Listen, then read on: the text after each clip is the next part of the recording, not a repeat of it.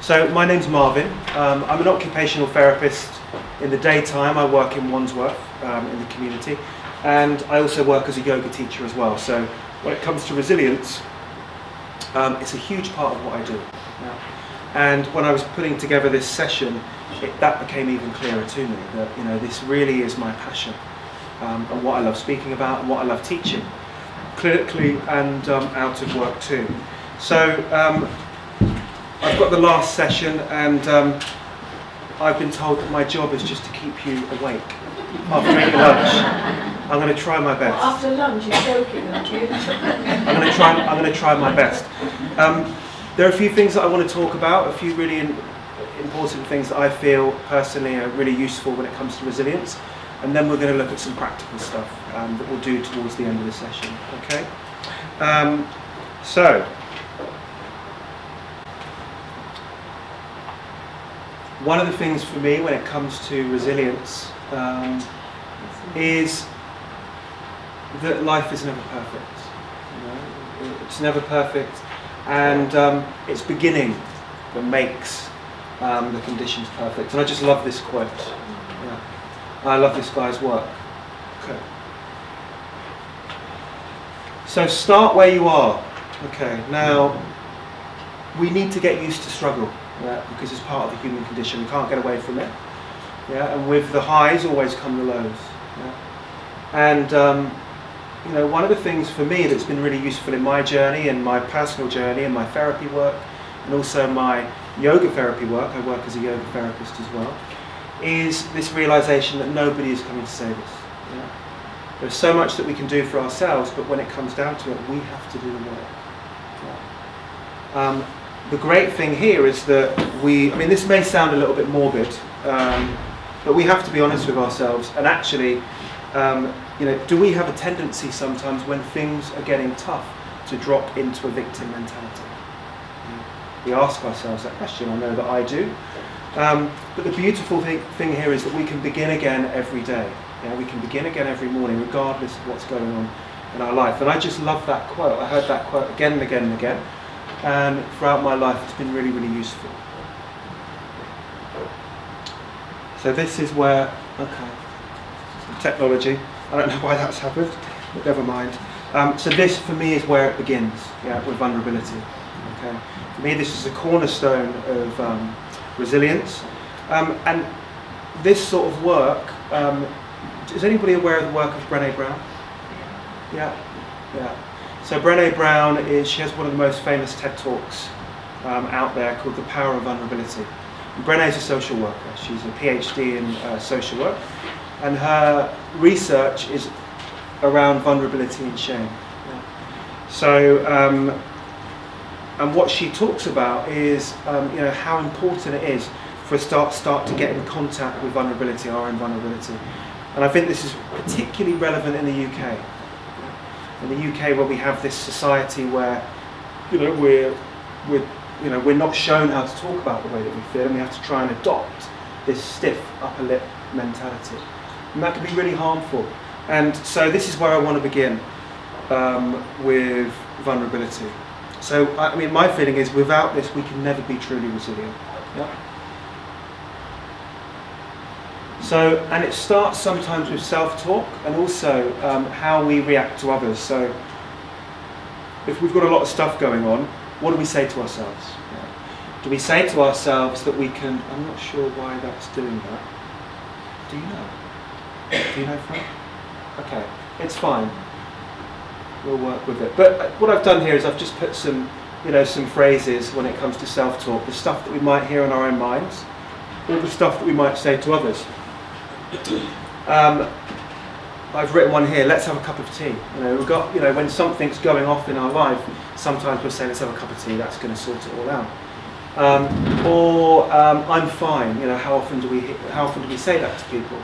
If we've got a lot of stuff going on and we say I'm fine, when we're not really fine. And actually, it begins by saying I'm not fine. I'm not fine. And there's great power in that. There's great power in that it lightens the load, and also we then give others the permission to be vulnerable. Yeah.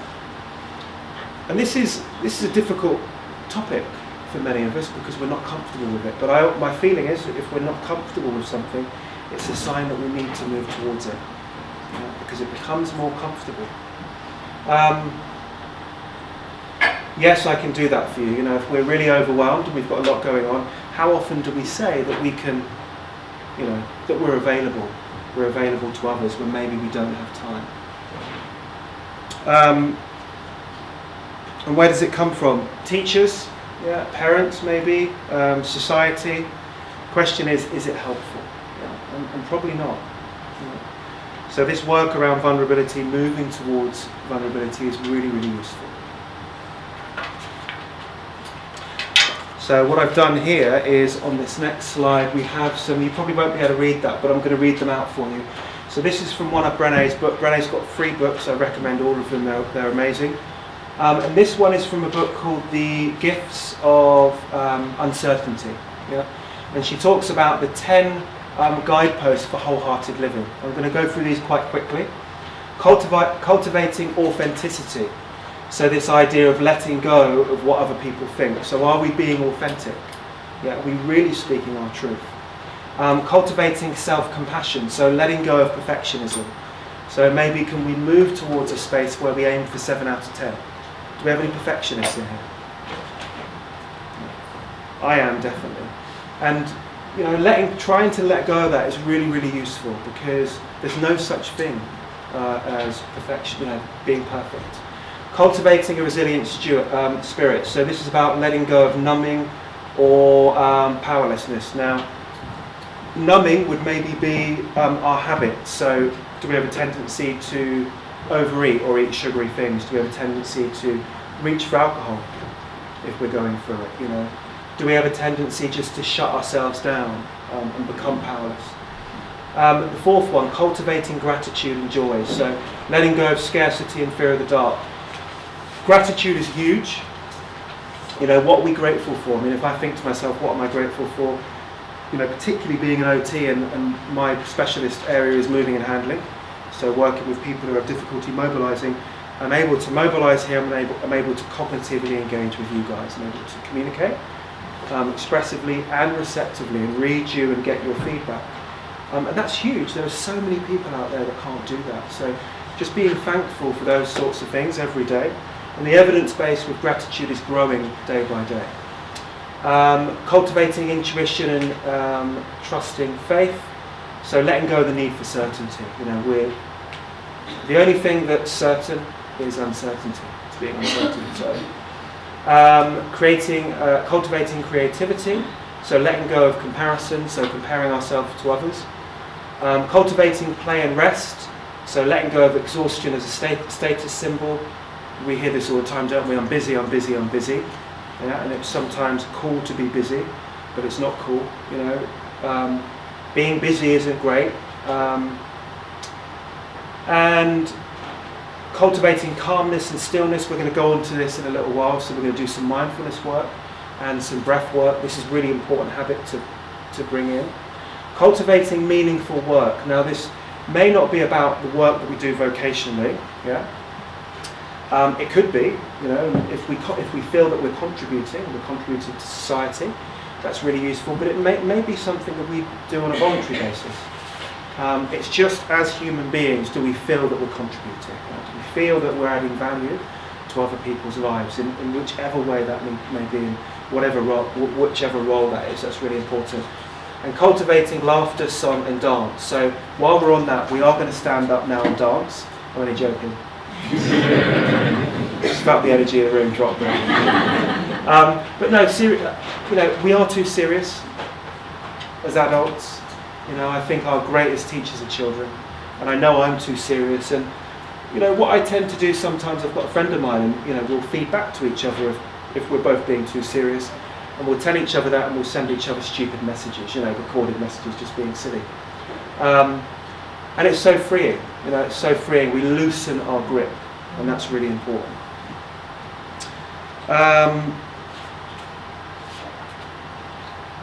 Okay, so just quickly, vulnerability in action, some things that I find useful personally. Journaling, it's a really good place to start.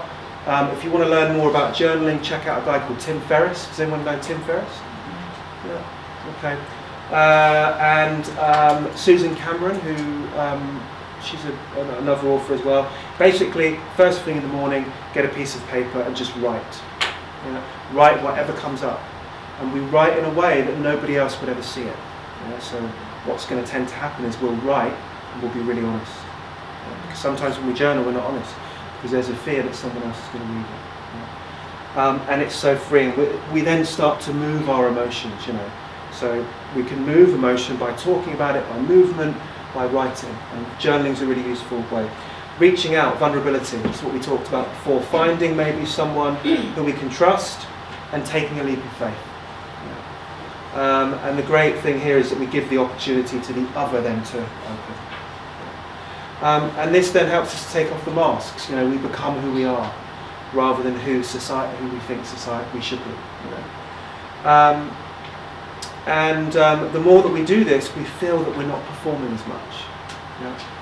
Our exchanges feel better. It feels more natural, more fluid. We feel more comfortable with our own skin because we don't need to be anyone else. We're all unique, and it's a tragedy if we die with our music inside of us. It's so sad, and so many people do. And then, of course, aiming for 7 out of 10. That's a big one. Okay. Sleep hygiene is really key. The following here are ideals. Sleep hygiene. Has anybody heard that before? Sleep hygiene. Okay. So it's just about really setting an environment up so we can sleep. So we can sleep comfortably. Sleep is so important. The evidence base is growing day by day. We hear it talked about in all different types of circles. All I would say is this: these are ideals. If we can get a couple in place, that's great, but it's not always possible because we have busy households and lots of stuff going on. But it's so important. I have a girlfriend who loves her sleep. She's here. Well, I need to be careful about what I say. But actually, my number one resilience tip for you guys is don't upset your girlfriend. That's the first one. That's the first one. But sleep hygiene, what can we do? Try and get to sleep before 12 o'clock. That's a big one. Create a sleep conducive environment. So get the electronics out of the room. Lavender essential oil is really useful. A sleep master, which is one of these eye masks, but there are a particular one you can get on Amazon. Best one that I've ever tried. Warm socks are really useful. So it's used in naturopathic medicine. And I've seen personally that some people who have insomnia for years and years and years, and they've gone along the traditional medical model, have tapped into naturopathic medicine and put some warm fluffy socks on and everything changes. It's a big one. Having a shower or bath before bed, having a bath, Epsom salts. Does anybody use Epsom salts? Yeah. So very, very powerful. Just get a big sack for about £10 from the garden centre, put a cup in, 20 minutes is all you need, and you just flood yourself with magnesium. Gentle movement, yoga, Pilates, mindfulness, which we're going to do in a moment, and clear your mind. So put a pad and pen next to the bed and just brain dump. And if you wake up in the middle of the night, you can jot stuff down.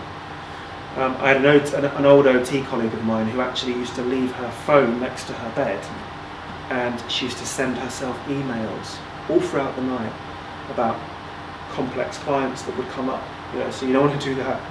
You don't want to have that connection, to the outside world. Just use a pad and a pen.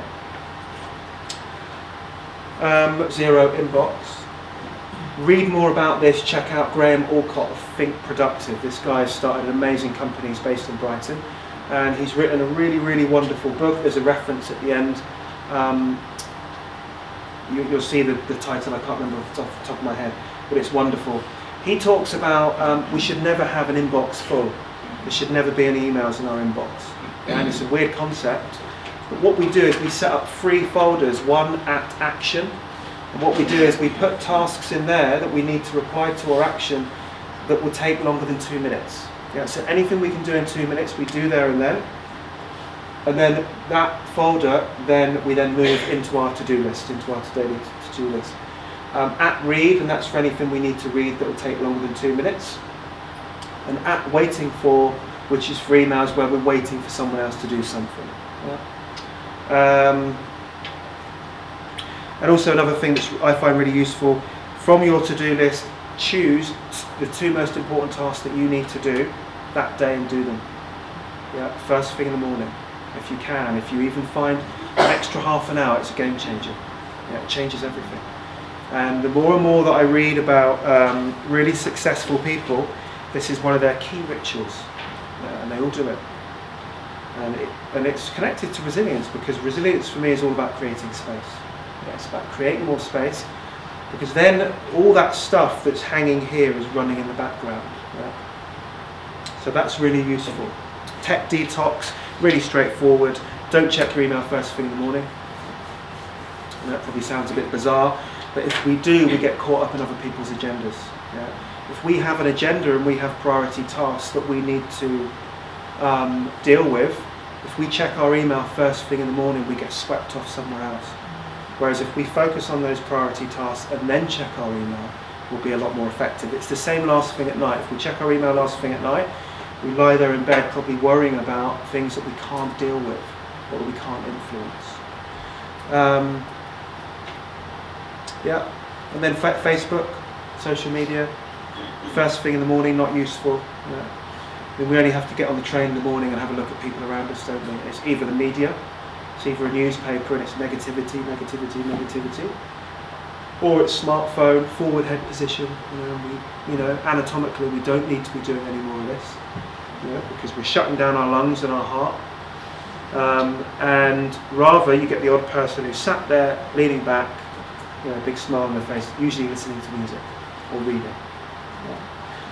So there's nothing wrong with Facebook or social media. It's about how we use it, and we try not to allow it to use you. Very, very quick one on becoming minimizing. So getting rid of stuff. What do we really need? How vulnerable are we to marketing? Are we buying things that we don't need to buy? And are we trying to fill a hole? Yeah. So many people will go out there, me included, and I have to really watch myself from feeling out of sorts. I'll buy stuff that I don't need. I'll buy stuff that I don't need to make me feel better. So that's minimizing. There's a lot of work being done on this at the moment out there. But the sort of stuff that I'm going to share with you is really simple. They're really simple practices. Been around for thousands of years, but they're evidence-based. Yeah? So what that means is that when it comes to abdominal breathing and mindfulness, these aren't new ideas, but what we now have is we have scientific tools to measure them and to see how they have an impact on us as human beings. The evidence base is really robust, which is really encouraging. What I want us to start with is just to do some work on just sort of freeing up our shoulders and freeing up our neck. Yeah? Okay, so the reason I wanted to share this with you guys, particularly this that we're going to do now, do we all sit at desks in the daytime? Yeah, okay, something we can't get away from, isn't it? Yeah. A little pointer, one thing that we can look at is there's a big, has anybody heard of standing desks? Yeah. So I'm pretty sure now that it's in Norway that they've passed a legislation where all corporate companies have to provide standing desks. Yeah, so the Scandinavians are usually one step ahead when it comes to stuff like this, and I see this personally in the occupational therapy world, because they have the Karolinska Institute, which is a huge institution, and some of the best therapy research we see coming through that institution. But particularly when it comes to occupational therapy equipment, the moving and handling stuff, the all singing, all dancing, moving and handling equipment that some of you might see comes usually from Sweden. Yeah. Now, standing desks are expensive. They're usually about £1,000. I think IKEA sell them now. But there is a piece of equipment that's been brought out by a company called Varidesk, and they're in Wimbledon. And they offer a free trial of this piece of equipment. And it's wonderful. I've got one at home. And it's just like a black platform that sits on top of your desk. You can put your laptop on top of it, and there's a lever that you push down, and it brings you up so that you can stand and work. Yeah. And then when you want to sit down, you push the lever and you sit down. Yeah. So, and the great thing about these, they're heavy, so you don't want to be moving them around all the time. But if you needed to take it somewhere else, you could do. Yeah. They're about £350. So Varidesk, definitely worth checking out. And the reason it's important is because, too much sitting we know isn't good for us. We know that we're going to shorten our hip flexors, we're going to hammer our spines, and we're going to develop this rounded posture that we're moving towards as we age anyway. And we're just going to speed that up. And I would imagine in the next 5 to 10 years we're going to see more and more evidence, that's going to sort of highlight the issues around prolonged sitting. So check out Varidesk if you can, but if not, if you're sitting at work and you just need to free yourself up, I do this a couple of times a day. Don't worry about what other people think. If you get some funny looks, it's fine. You'll probably get people joining you. Right? So, what I would do is something like this. We tend to hold so much tension in our traps, in our shoulders, and in our neck. So to begin with, all that we're going to do here is we're going to close our eyes. Okay? So we're going to close our eyes. We're going to sit up nice and straight. Okay? We don't need to have our spine completely erect and straight. We've got these natural curves. Just honour them. We close our eyes and we're going to place our hands on our knees and just feel our feet on the floor. Okay. And then from here, all that we're going to do is we're just going to bring our shoulders up towards our ears and then just drop them. Yeah. So as we inhale, we bring the shoulders up, and then exhale, just drop them. Yeah. Inhale, exhale. Let's do this a few more times. So as we exhale and just allow the shoulders and the arms to fall away, just feel the tension leaving you. Let's do this a few more times. What tends to happen throughout the day, these shoulders creep up, and it's all tension. Right? Just a couple more times. Okay, let's give ourselves a moment there. Then from here, what we can start to do is just start to roll one arm around. Yeah? So just rolling around this shoulder joint. Another area where we hold so much tension. Okay? So moving the shoulder around in one direction, and then moving in the other. You're not going to join us, Fran? Fran's like, I do too many of your yoga classes. I'm just having a break. Okay, and then the other arm.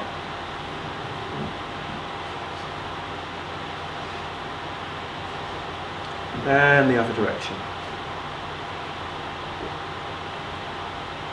Okay, let's bring the hands down onto the knees once again. Okay, let's think about our necks. Okay, now lots of tension here. All that we're going to do is we're going to inhale with the head in center, and then very slowly as we exhale, just to allow the chin to drop towards the chest. Inhale, we bring the head up. Exhale, drop chin to chest. Inhale, exhale. Just do this a few more times, just by yourself. And just allow your own breath to guide you. You may become aware that as you exhale and drop chin to chest, you feel a lengthening along the back of the neck here. Don't worry about what anyone else is doing. This is our practice. And we're all going to move differently. We need to honour that. The next time we drop the chin to the chest, just leave it there. Leave it there and breathe into the back of the neck. So what we're going to feel is the weight of the head hanging forward is going to bring a stretch along the back of the neck. Just allow that to happen, if that feels comfortable. So there's no wonder that the neck can get quite tight, because it's carrying 10 kilograms of the head around all day. It's like a bowling ball. Okay, inhale, coming up. And then from here we inhale center, exhale look to the right. Inhale, come back to center. Exhale, look to the right. We can close our eyes if we want. Inhale, center. Exhale, look to the right. Just continue to do this a few times. Moving from side to side. Right? Slow it down and close those eyes. Just notice, are you holding Any areas of tension? Are you holding any tension in the jaw? Just let that go if you can. And just notice if what's going on in your mind. This human mind has a tendency to chatter. It's a wonderful tool, but it holds us back a lot of the time. It's referred to in Eastern practices as the monkey mind. Okay, then we come back to centre. Then from here, inhale centre, drop left ear to left shoulder. Inhale, come back to centre. Exhale, right ear to right shoulder. Just continue to move from side to side a few times. What we're going to find is when the head moves to the left, we feel a stretch in the right side of the neck and vice versa. The next time the left ear comes to the left shoulder, stay there and breathe. Breathe into the right hand side of the neck. Just take a couple of deep breaths here.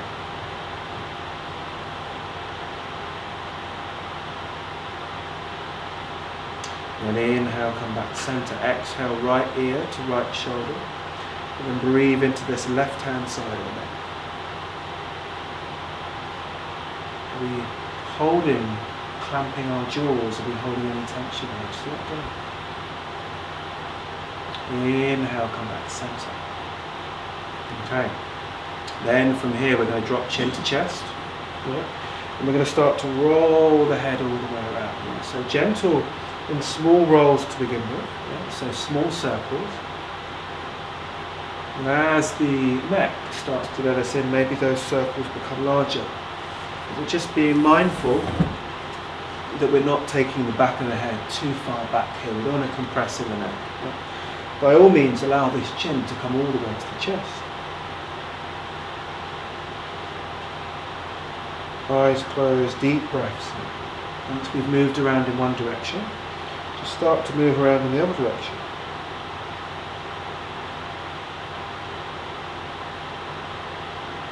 Okay, slowing that down, coming back to centre. Keeping the eyes closed, just taking a few breaths here. And then we're going to open our eyes. Okay. Welcome back. So, it's just a short little practice that we can do at work. And I'd recommend that we do it. When we're sitting at our desks at least once or twice a day. Did you find that useful? Yeah? Good. Okay, I can see, I'm looking around the room, I can see some smiling faces. And I can sort of feel some tension lifting away, so that's good. Okay, so abdominal breathing. So abdominal breathing, essentially what we're doing is we're breathing into our belly, yeah, because we spend so much time here. Yeah?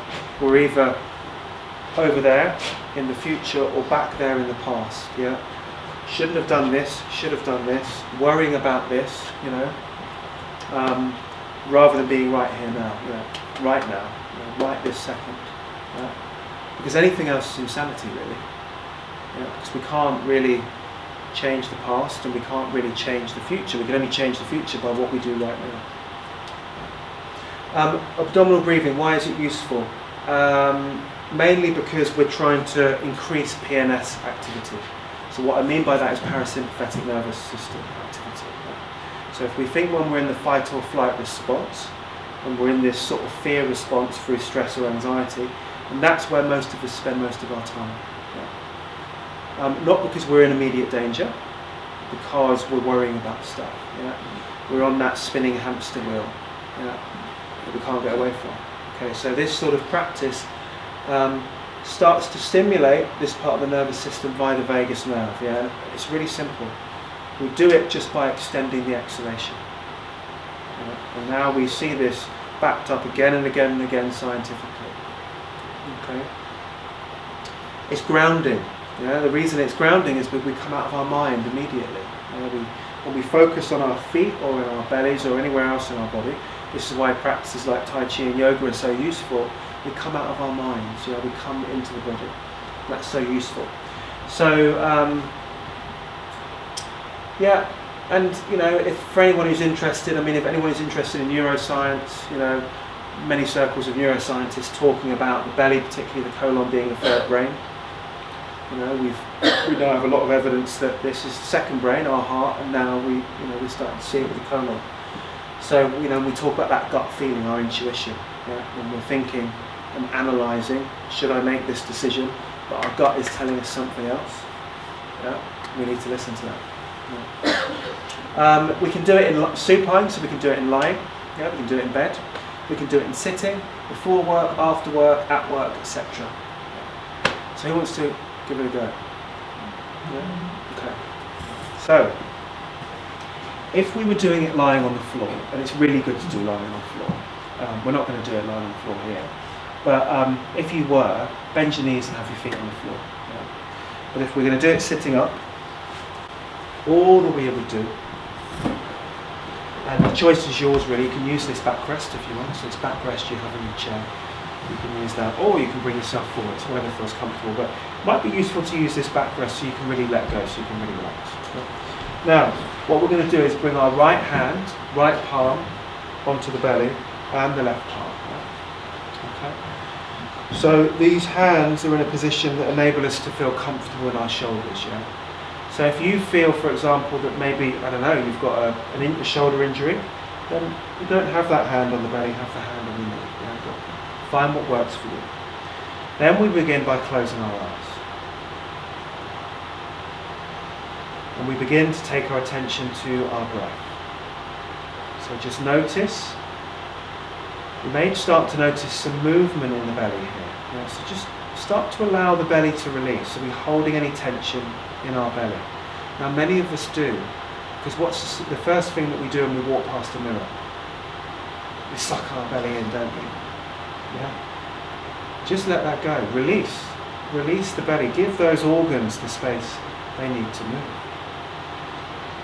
If we can, we close the mouth and breathe through the nose. And unless we've got a cold, of course, then we can breathe through the mouth. Deep breaths into the belly. So as we inhale, we may feel the belly rising and the ribs moving outwards, the belly expanding. As we exhale, just allow the belly to fall back towards the lower back. Inhale, expand, exhale, release, eyes closed. Just begin to notice the pattern of your breathing. So we're not trying to change it. We don't need to change the breath, yeah?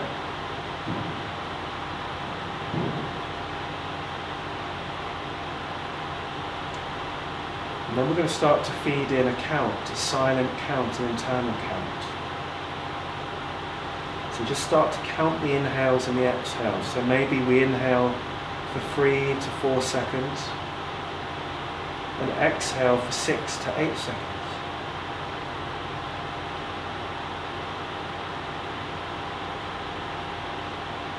The idea is that we're encouraging that exhalation to start to lengthen naturally.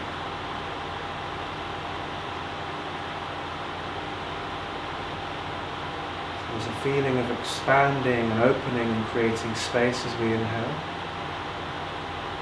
and a releasing, a letting go as we exhale, loosening our grip, trying not to have everything figured out.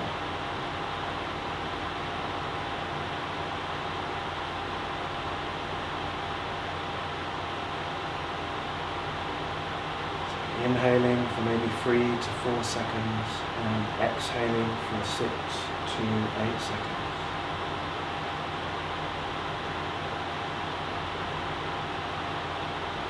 If we notice at any point that our mind has taken us off and we're caught up in our thinking, then just gently bring your attention back to the breath. Really feel your way in.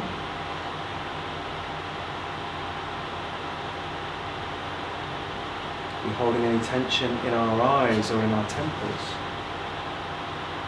In our jaw? Can we just release?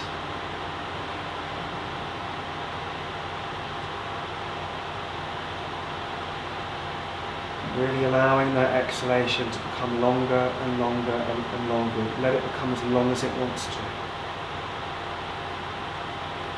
You may even find that the exhale, at the end of the exhale, there's a natural pause before we take the next inhale. Allow that to be there.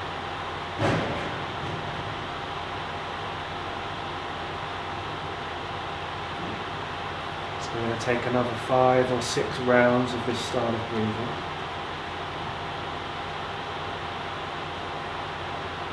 So really give yourselves permission to relax. There's nowhere else that we need to be right now. No deadlines. Just breathe.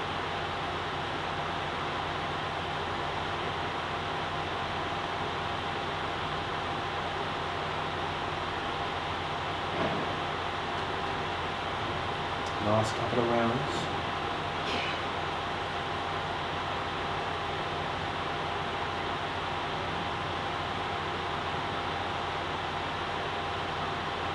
And when that final exhale leaves the body, just keep your eyes closed. Just allow the cycle of breath to return back to normal. And just notice what there is to notice. Do we feel a bit more grounded? Do we feel a bit more relaxed? Okay. And then from here, all that we're going to do is bring the palms of our hands together. We'll start to rub the hands together to create some heat. We're going to place the palms of the hands over the eyes. We're going to open our eyes and our hands and then very slowly just bring the palms down.